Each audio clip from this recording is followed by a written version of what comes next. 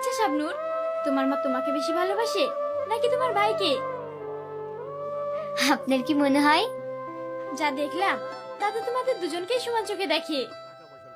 হ্যাঁ ম্যাডাম, আপনাকে একটা কথা বলবো। হ্যাঁ বলো। সেলিম ভাই আমার আপন ভাই না। মানে? হ্যাঁ, আমার আব্বু মা একটা অ্যাক্সিডেন্টে মারা যায়। আমি খুব ছোট ছিলাম, আর তখন থেকেই ওরা আমাকে নিজের মেয়ের মতো করে মানুষ করেছে। কখনো পরিবারের অভাব বুঝতে দেয়নি।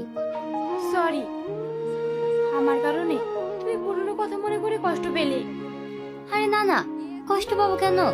ওরা আমাকে এতটাই ভালোবাসে, কখনো বুঝতেই দেয়নি আমি আপন নাকি পর। সত্যি ওরা খুব ভালো মনের মানুষ।